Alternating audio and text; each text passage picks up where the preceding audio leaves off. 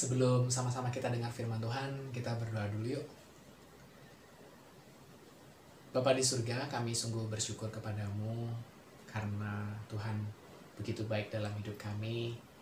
Dalam kondisi apapun, kami mau nyatakan bahwa Engkau tetap Allah yang baik bagi setiap umat-Mu.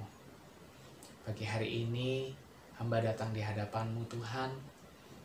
Hamba mau serahkan pemberitaan firman Tuhan melalui tayangan video ini, agar firman yang disampaikan juga boleh memberkati umat Tuhan yang mendengarkan dimanapun mereka berada. Hamba berdoa minta agar kuasa Roh Kudus bekerja menjamah seluruh umat Tuhan, membuka hati dan pikiran mereka agar mereka melihat kebenaran apa yang harus diterapkan di dalam hidup mereka masing-masing, sehingga karakter kehidupan mereka semakin diubahkan seturut, serupa, dan segambar dengan Tuhan kami, Yesus Kristus. Pujilah nama-Mu Bapa, di dalam nama Tuhan Yesus Kristus, kami mau sama-sama belajar firman Tuhan. Haleluya. Amin. Selamat pagi Bapak Ibu, Saudara-saudariku yang terkasih di dalam Tuhan Yesus Kristus. Senang sekali saya diberikan kesempatan untuk menyapa saudara-saudariku semua yang ada di rumah melalui tayangan video khotbah ini. Saya percaya sekalipun kita beribadah di rumah masing-masing, tetap Tuhan hadir di dalam persekutuan kita. Dan ingat bahwa situasi apapun, sesulit apapun, tidak akan pernah bisa memisahkan kita dengan kasih Tuhan. Amin. Saya percaya kita semua akan terus senantiasa diberikan kekuatan untuk bisa melewati situasi sulit ini.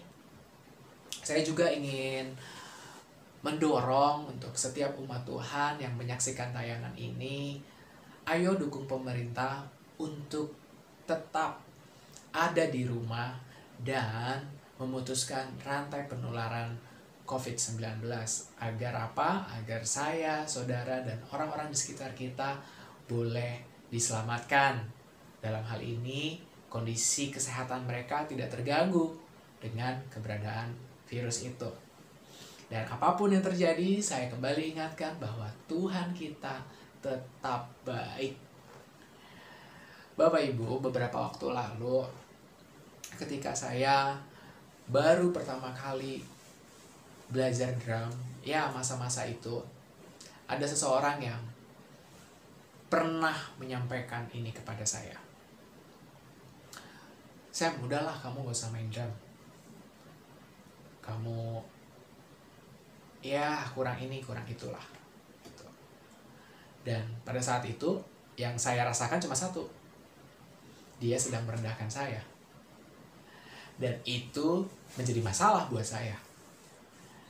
Akhirnya saya memutuskan untuk berlatih dengan giat, meluangkan waktu lebih banyak untuk berlatih bermain drum sebaik mungkin, memperbaiki semua hal dan menunjukkan bahwa saya bisa bermain drum. Meskipun saya melakukannya dengan motivasi yang salah, saya melihat bahwa Tuhan tetap berdaulat, Tuhan tetap berkuasa atas hidup saya. Tuhan pakai itu juga akhirnya untuk menyatakan kemuliaan Tuhan ya. Karena dengan bermain drum, saya juga bisa melayani Tuhan. Dan suatu saat, orang yang sama juga akhirnya bilang sama saya, wah Sam, oke juga permainan drum kamu. Bapak Ibu, bukan pengakuan itu yang saya mau. Yang saya mau, dia jangan merendahkan orang. Yang mana orang itu juga baru belajar drum juga. Ya tentu pasti ada kurangnya seperti itu. Nah, di dalam kehidupan manusia, kita nggak pernah bisa lepas dengan yang namanya masalah. Mau anak kecil, remaja, orang dewasa, bahkan lansia, mereka akan menghadapi masalah. Dan semuanya punya masalahnya masing-masing. Itulah kehidupan. Kita nggak pernah bisa lari dari permasalahan. Tetapi yang terpenting bukanlah apa masalahnya, melainkan respon apa yang kita berikan terhadap masalah yang kita sedang alami. Rasul Paulus di dalam pelayanannya, dia mengalami permasalahan Bapak Ibu. Kurang lebih masalahnya sama dengan apa yang saya alami. Tapi bedanya kalau saya direndahkan, ya wajar sebetulnya karena saya memang pada waktu itu baru belajar drum. Ya tentu saja kualitas saya nggak sebaik drummer profesional. Tetapi Rasul Paulus direndahkan itu bukan karena kualitas. Dia direndahkan oleh karena beberapa orang yang sirik terhadap pelayanannya di Korintus. Dan pada waktu itu beberapa orang ini yang adalah rasul-rasul palsu, rasul-rasul gadungan, mereka sengaja merendahkan Rasul Paulus. Karena apa? Karena urusan kampung tengah mereka terganggu. Pelayanan mereka jadi terlihat buruk oleh kehadiran Rasul Paulus. Dalam hal ini ketika Rasul Paulus menasehati jemaat di Korintus. Bapak Ibu, ingat pada waktu itu jemaat Korintus mengalami yang namanya kekacauan kehidupan rohani. Kehidupan rohani mereka berantakan. Mereka mengalami yang namanya chaos. Bayangin ini gereja mengalami chaos. Chaosnya di mana? Mereka terpecah. Mereka mengaku saya golongan Apolos, saya golongan Kefas, saya golongan Kristus. Mereka terpecah. Selain itu apa? Ada masalah amoral terjadi di Korintus juga. Masalah apa lagi? Masalah mereka menganggap remeh perjamuan Tuhan. Perjamuan yang dilakukan dengan rasa hormat kepada Tuhan, mereka gantikan dengan pesta pora. Dan dengan itu juga mereka mendiskriminasi umat Tuhan yang ada di Korintus. Mereka lihat, oh ada orang kaya, oh ada orang miskin. Yang dideketin hanya orang kaya aja, yang miskin dibiarin. Sehingga kontras antara orang percaya di Korintus itu terlihat jelas sekali. Dan itu yang Paulus tegur. Selain itu juga, jemaat di Korintus mengalami yang namanya kesombongan. Mereka merasa sombong rohani dengan mengagung-agungkan karunia-karunia yang mereka dapatkan. Itu juga yang ditegur oleh Rasul Paulus. Apa sih yang dibanggakan dari karunia rohani? Gitu. Kalau kamu nggak punya kasih, sama aja bohong. Kamu punya karunia apapun itu, sebutkan. Mungkin saudara juga bisa sebutkanlah karunia-karunia. Tapi Rasul Paulus bilang, yang terbesar adalah kasih. Kalau kamu punya karunia tapi kamu nggak punya kasih, sama aja bohong. Nah, ketika Rasul Paulus menasehatkan ini kepada jemaat Korintus melalui perantara Titus pada waktu itu, dan Titus kembali kepada Paulus dengan kabar bahwa ya, mereka mengakui kesalahan mereka dan mereka bertobat. Gitu. Tetapi ada beberapa orang yang akhirnya memprovokasi jemaat di Korintus dengan mengatakan, siapa dia? Kok berani tegur-tegur kamu? Dia itu bukan rasul loh. Jadi orang-orang ini mengangkat kasus-kasus atau mengangkat hal-hal yang gak benar mengenai Rasul Paulus. Mereka mempengaruhi jemaat Korintus dengan mempertanyakan jabatan kerasulan dan otoritas ilahi daripada Rasul Paulus. Itu sebabnya 2 Korintus pasal 10 sampai pasal 13 secara khusus menjelaskan bahwa ini loh kenapa saya berhak menasehati kamu, kenapa saya diangkat menjadi rasul. Dan itu bukan karena mau saya, tetapi itu karena Tuhan. Ini loh hal-hal apa yang saya lakukan sebagai seorang rasul. Seperti itu. Dan ayo kita sama-sama lihat di dalam 2 Korintus pasal yang ke-11 ya. Saya mau baca ayat dari 21b.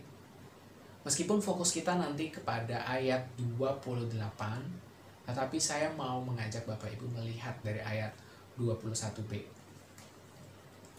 2 Korintus pasal 11 ayat yang ke-21b.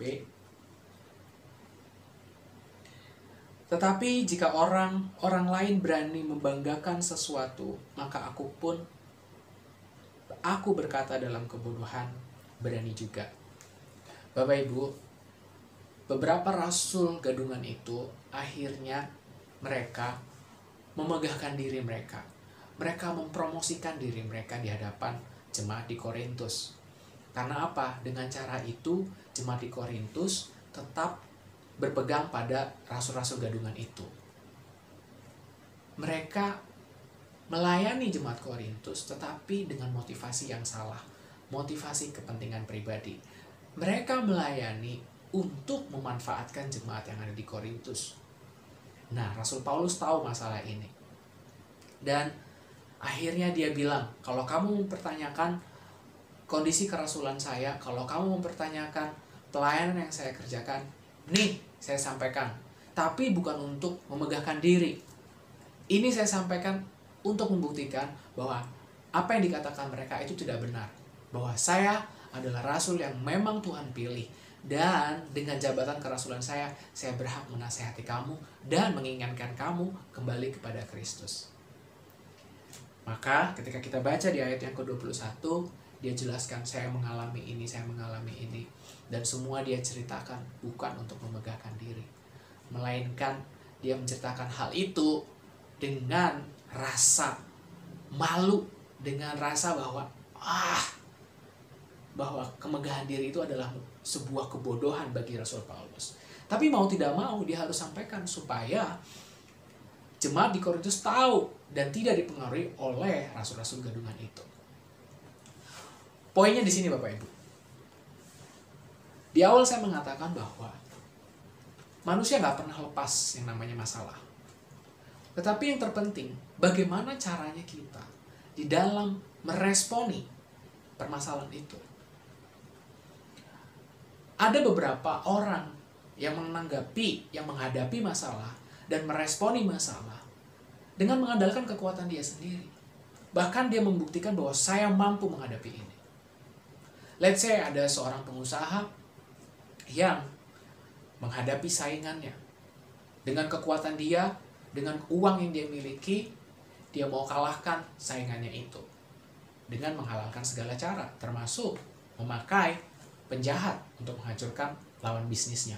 Bapak Ibu, Paulus dia berhak, dia bisa melakukan hal yang sama. Tetapi dia sampaikan bahwa, ini hal yang bodoh yang harus saya lakukan. Jadi ini nggak baik. Ini saya sampaikan untuk ngasih tahu bahwa ini loh, saya dapatkan jabatan ini, saya mengalami situasi ini karena Kristus. Bahkan lebih gila dari yang mereka alami gitu. Kenapa kamu nggak mau dengar saya? Gitu. Dan Tuhan mengingatkan kita semua saat ini, apapun yang Bapak Ibu alami, masalah apapun yang Anda alami saat ini, jangan bermegah diri. Jangan bermegah diri. Rendahkan dirimu di hadapan Tuhan. Masalah sakit penyakit. Kalau memang Anda diminta istirahat di rumah, ya lakukanlah. Jangan menganggap hal itu sepele. Kalau seandainya Anda juga direndahkan sama seperti Rasul Paulus alami pada saat itu, biarkan saja mereka merendahkan kita. Tunjukkan saja apa yang seharusnya kita tunjukkan. Tunjukkan saja kebenaran apa yang harus kita nyatakan. Ingat, kebenaran tidak akan pernah kalah. Ini respon yang dilakukan oleh Rasul Paulus ketika menghadapi masalah, yaitu tidak membalasnya dengan kemegahan diri. Bapak Ibu mungkin Bapak Ibu dianggap remeh, mungkin Bapak Ibu mengalami permasalahan. Poinnya, jangan andalkan kekuatan sendiri. Dalam situasi seperti ini pun, situasi pandemik, ayo jangan andalkan kekuatan sendiri. Kalau memang Bapak Ibu perlu pakai masker, ya pakailah masker. Kalau memang Bapak Ibu perlu stay di rumah dan harus stay di rumah, ya nurut harus stay di rumah. Kalau Bapak Ibu harus periksa, ya periksa. Jangan pakai dalih iman. Tunggu dulu. Kalau Bapak Ibu punya iman dan Bapak Ibu percaya bahwa Tuhan juga bekerja melalui obat-obatan, lakukanlah itu dengan iman. Iman yang kita miliki di dalam Kristus itu bukan iman yang konyol Bapak Ibu, tetapi iman yang bekerja juga di dalam semua tindakan yang dikerjakan oleh diri kita juga. Karena Tuhan ingin menyatakan kuasanya juga melalui tangan-tangan dokter, melalui obat-obatan.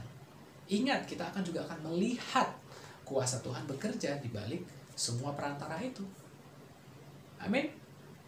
Nah, yang kedua Bapak Ibu, ketika Rasul Paulus menghadapi semua situasi, bahkan di tengah-tengah pelayanan yang dia lakukan, ini yang harus kita pelajari dari Rasul Paulus. Dia tidak mementingkan diri sendiri. Coba kita baca sama-sama ayatnya ya.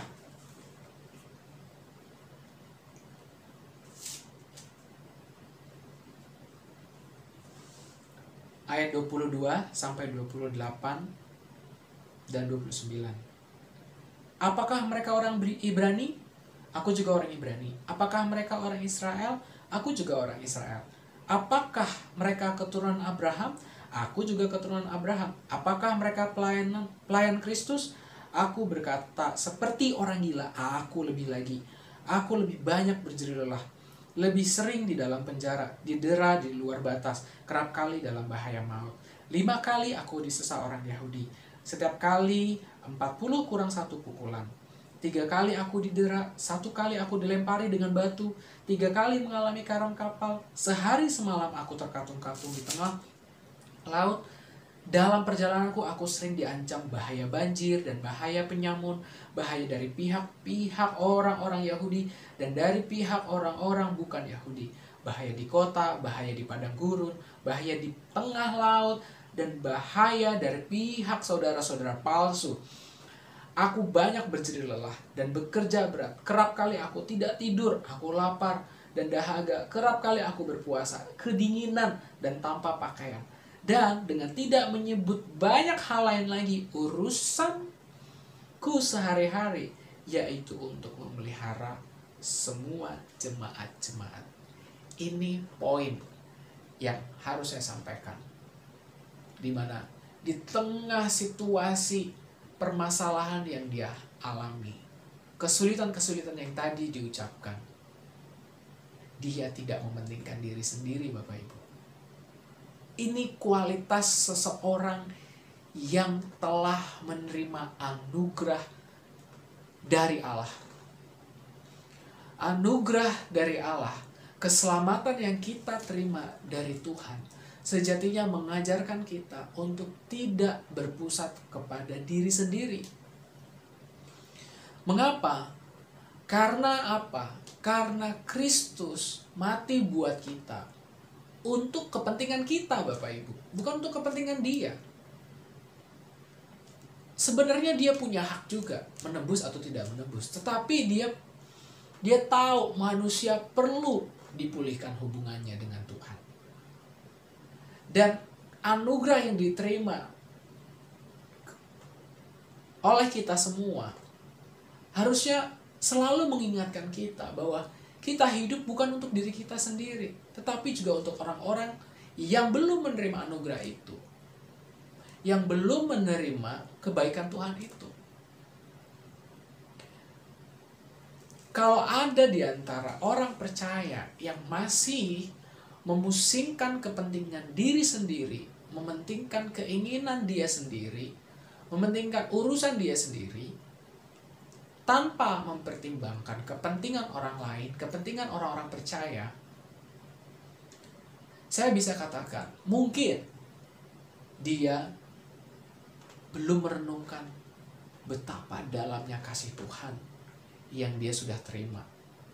Dan Tuhan mau ia membagikan kasih itu kepada orang lain dengan tidak mementingkan diri sendiri.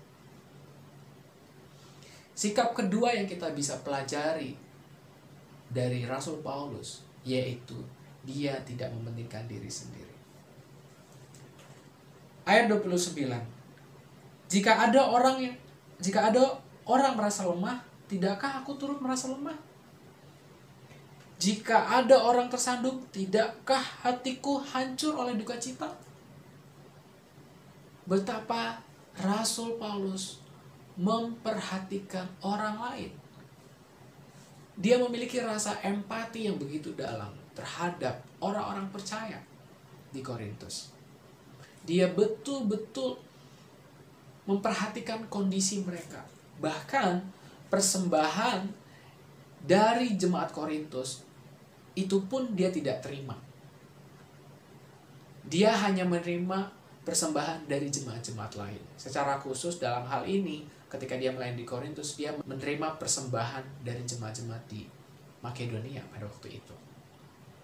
Karena dia begitu memperhatikan jemaat di Korintus ini dengan kasih Kristus. Ini respon dari seorang Rasul Paulus yang sudah menerima anugerah Tuhan di dalam menghadapi permasalahan. Tidak mementingkan diri sendiri. Sekarang kita gimana? Mungkin di antara kita masih menyibukkan diri dengan hak. Hak saya apa? Hak saya apa? Apa yang saya dapat terima ketika saya lakukan ini? Apa yang saya dapatkan? Promosi apa yang saya dapatkan ketika saya lakukan ini? Nah, masalahnya kalau Bapak, Ibu, dan saudara-saudariku melakukan itu di tempat kerja, itu ya oke lah, itu bisa jadikan pertimbangan. Tetapi orang dunia melakukan hal yang sama, Bapak Ibu. Apa bedanya dengan kita kalau gitu? Kalau kita ikut melakukan hal yang sama. Jadi Tuhan mengingatkan kepada kita, dalam situasi apapun, masalah di kantor, masalah di gereja, masalah di rumah, coba lihat. Apakah kita sedang berorientasi kepada kepentingan kita, atau kita sedang berpikir bagaimana caranya untuk bisa mengutamakan kepentingan orang lain lebih dulu? Oh, ini tentunya susah Bapak Ibu. Ini sangat susah. Tapi kita belajar bersama-sama dari Rasul Paulus. Dan poinnya sini Bapak Ibu. Bapak Ibu dan saudara-saudariku, lihat kan tadi, dia ceritakan semua masalah-masalahnya, kesulitan-kesulitannya di dalam melayani Tuhan. Ini yang keren. Dia tidak anggap itu sebagai masalah. Karena masalah sesungguhnya bukanlah situasi. Tetapi masalah sesungguhnya adalah di hatinya. Kalau hatinya benar, situasi itu tidak dia pandang sebagai masalah. Coba cek di dalam hati kita masing-masing. Kalau hati kita benar di hadapan Tuhan, kita tahu bahwa Tuhan sudah memberikan anugerah kepada kita. Situasi seburuk apapun, kita nggak akan pernah mengeluh, Bapak Ibu. Kita nggak akan pernah mengeluh karena uang belanja kurang. Kita nggak pernah mengeluh karena sakit penyakit. Kita nggak akan pernah mengeluh karena apa? Karena nggak diperhatikan. Kita nggak pernah mengeluh karena apa? Karena gaji belum turun. Kita nggak akan pernah mengeluh itu semua. Karena masalah sesungguhnya bukanlah situasi, tapi sikap hati. Sikap hati. Kita nggak akan pernah mengeluh kalau ide kita nggak diterima. Kita nggak akan pernah mengeluh. Karena motivasinya adalah bagaimana melalui hidup kita dan sesama Kristus boleh dimuliakan. Sama seperti Rasul Paulus dalam meresponi setiap masalah. Kembali, saya tidak tahu apa yang Bapak Ibu alami saat ini. Masalah apa. Tapi dua hal yang kita sama-sama belajar dari Rasul Paulus. Ketika dia menghadapi masalah, dia justru tidak memegahkan diri. Dia tidak mengandalkan kekuatan dia sendiri. Dia justru menyatakan Kristus melalui hal-hal yang dia alami.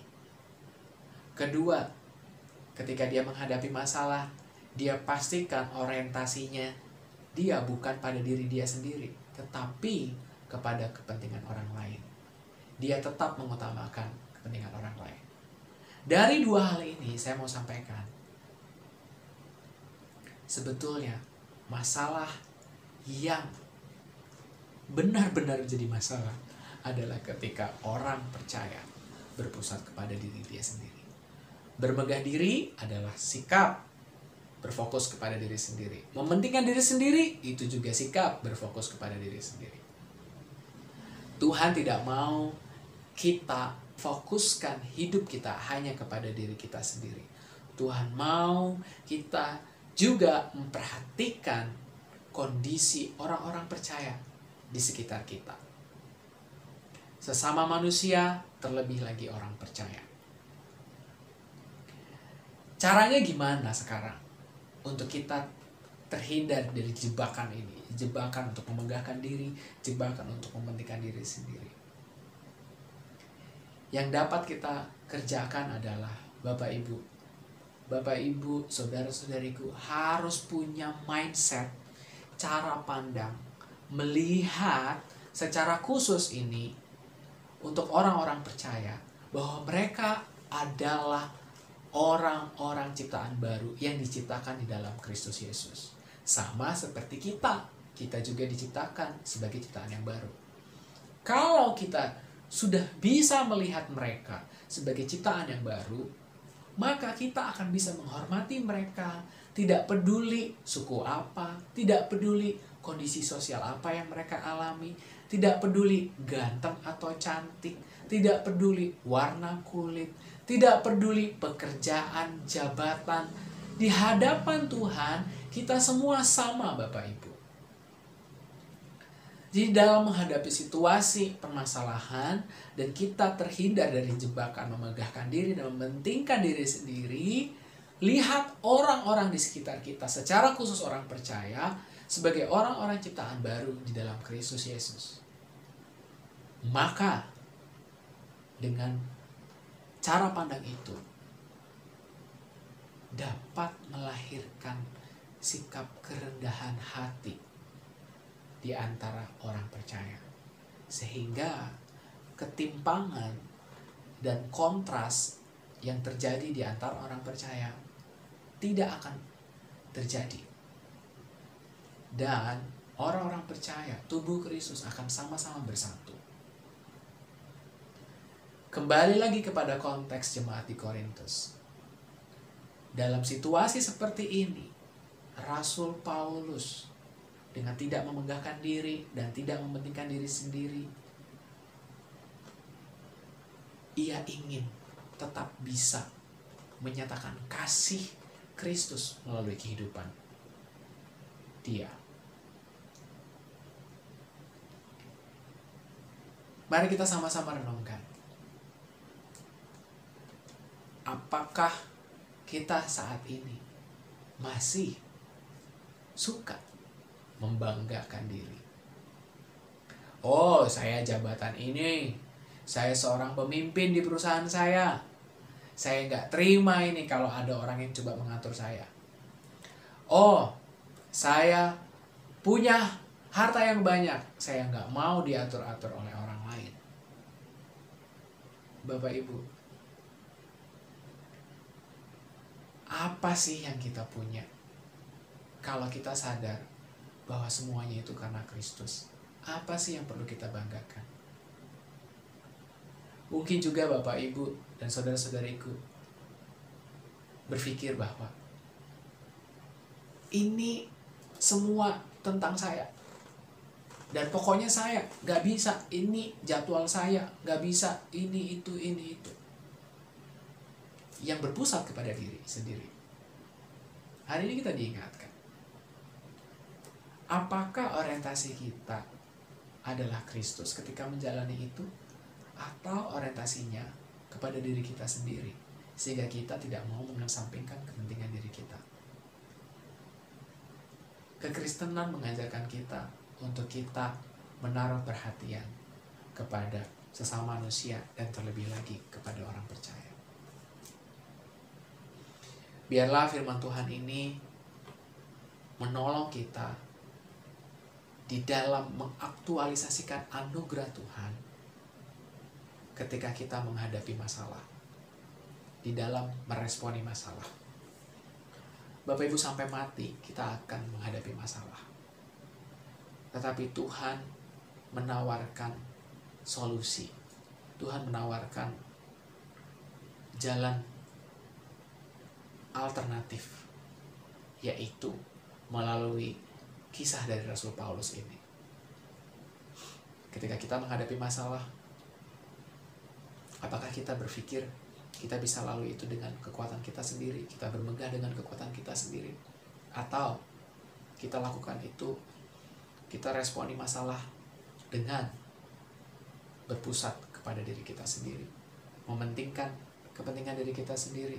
Kita tidak mau aku terganggu oleh apapun. Kalau hal itu masih kita alami, sama-sama kita bertobat. Kita berbalik dari hal itu dan kita belajar untuk menjadikan Kristus sebagai orientasi satu-satunya di hidup kita melalui pelayanan yang kita lakukan kepada semua orang percaya.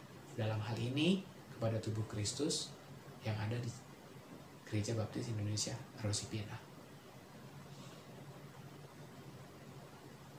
Itu saja yang saya dapat sampaikan. Biarlah dalam menghadapi masalah COVID-19 ini, Bapak Ibu diberikan kekuatan untuk bisa meresponi dengan bijak, dengan mengandalkan Tuhan, dengan mempertimbangkan orang lain,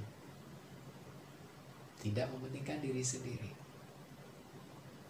Kita sama-sama belajar, dan saya percaya Tuhan mau terus setiap hari menguduskan kita, menyucikan kita dari hal-hal yang tidak baik, dari sikap-sikap kedagingan kita, sampai nanti di mana Tuhan menjemput kita, atau saat kita kembali kepadanya. Mari kita berdoa. Bapa di surga, terima kasih untuk kebenaran firman-Mu yang sudah Tuhan nyatakan. Kami mau belajar dari Rasul Paulus, Tuhan, di dalam meresponi masalah. Dia tetap rendah hati, dia tidak memegahkan diri. Bahkan dia tidak mementingkan diri dia sendiri dalam menghadapi masalah. Kami tahu juga Tuhan, di dalam mengaktualisasikan anugerah Tuhan, Tuhan mau kami semua mempraktikkan ini di dalam meresponi permasalahan. Ajar kami untuk kami bisa melihat orang-orang di sekitar kami sebagai orang-orang yang perlu kami dahulukan. Ajar kami juga untuk kami tidak mengandalkan kekuatan kami sendiri. Melihat bahwa segala sesuatu yang ada di dalam hidup kami, semua karena anugerah Tuhan. Tidak ada hal apapun yang dapat kami sombongkan. Kondisi fisik, materi, ekonomi, kondisi kesehatan, apapun itu Tuhan, itu semua dari Engkau. Dan kami mengucap syukur bahwa Tuhan juga mengaruniakan itu kepada umat Tuhan yang lain. Kami sama di hadapan-Mu. Itu sebabnya kami mau menghormati satu dengan yang lain. Di dalam kami mengaktualisasikan anugerah Tuhan yang sudah kami terima. Hamba-Mu berdoa saat ini, Tuhan, bagi semua umat Tuhan, biar Tuhan senantiasa memberkati hidup mereka. Bahkan di tengah-tengah wabah COVID-19 ini, Tuhan mampu memberkati hidup mereka, menganugerahkan kesehatan, kekuatan. Bahkan mereka terhindar dari wabah, sakit penyakit, masalah ekonomi, apapun itu Tuhan sanggup. Karena darah Kristus menolong kami untuk kami bisa menyikapi semuanya dengan cara yang benar seturut dengan kehendak Tuhan. Terpuji-pujilah nama-Mu Bapa, di dalam nama Tuhan Yesus Kristus. Kami mengucap syukur dan berdoa. Haleluya. Amin.